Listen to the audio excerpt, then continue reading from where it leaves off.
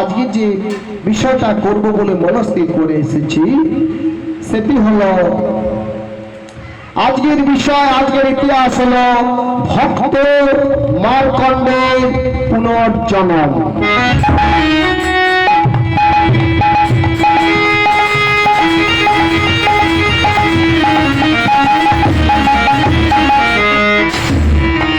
আজকের লীলা, আজকের বিষয় ভক্ত মার্কণ্ডের পুনর্জন্ম। এই লীলা এখানে হয়েছে মা বাবা, হয়েছে এখানে? যদি হয়ে থাকে তাহলে গাইবো না অন্য লীলা করবো? না গাইবো? গাইবো তো? হয়নি তো? তাহলে গাইবো মা, আপনারা কি বলেন, গাইবো তো? হ্যাঁ, ভক্ত মার্কণ্ডের পুনর্জন্ম। আজকের লীলা, আজকের ইতিহাস, আজকের বিষয় বা আজকের কাহিনী বলতে পারেন। কেমন? নাম চিন্তামণি কৃষ্ণ চৈতন্য রস বিগ্রহ, পূর্ণ শুদ্ধ নিত্য মুক্ত অভিন্ন আত্মার নাম নামিন। একবার কৃষ্ণ নামে যত পাপ হরে, পাপী হয়ে তত পাপ করিতে না পারে। তারই দৃষ্টান্ত স্বরূপ হচ্ছে আজকের লীলা, আজকের বিষয়, আজকের কাহিনী ভক্ত মার্কণ্ডের পুনর্জন্ম।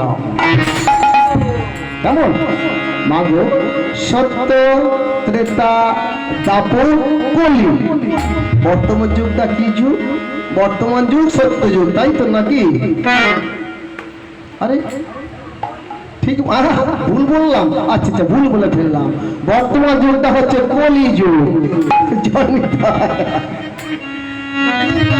ঠিক আছে, বর্তমান যুগ সত্য যুগ না, ঠিকই বলেছেন। হ্যাঁ, বর্তমান যুগটা হলো কলি যুগ।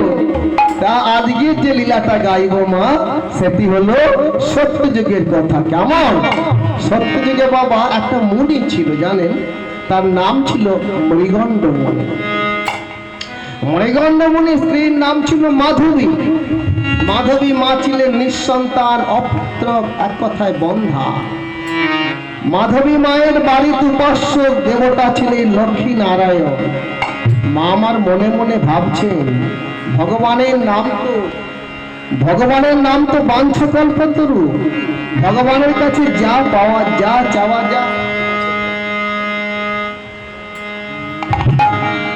ভগবানের নাম বাঞ্ছাকল্পতরু, ওনার কাছে যা চাওয়া যায় তাই পাওয়া যায়।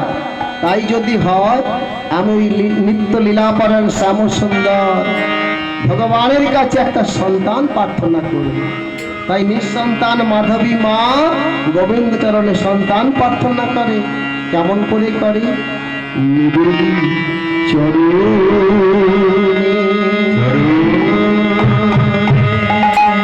ঠাকুর কৃপা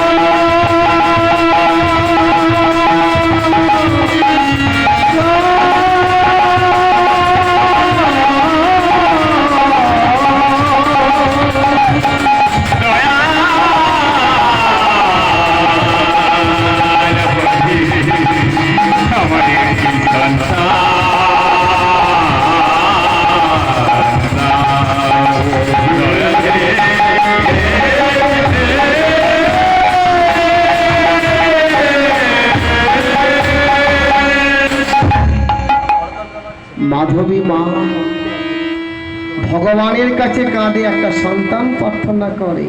কেমন